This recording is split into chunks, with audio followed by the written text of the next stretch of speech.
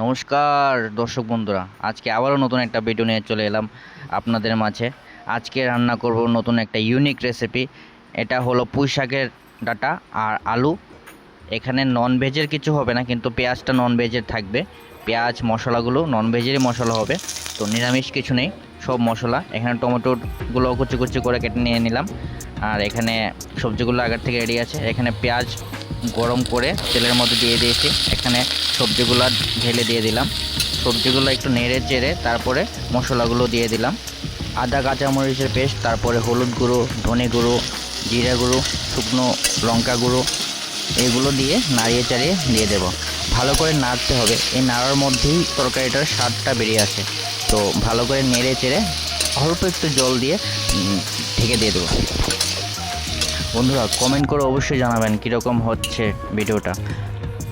আপনাদের একটা কমেন্ট আমাকে আরও একটা নতুন ভিডিও বানাতে সাহায্য করে।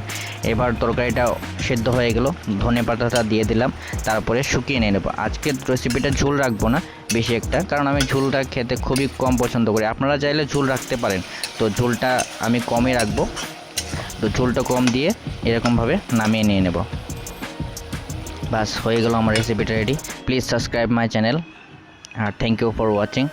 আজকে এ পর্যন্তই। আমন্ত্রণ জানাচ্ছি নতুন একটা ভিডিও দেখার জন্য। ধন্যবাদ।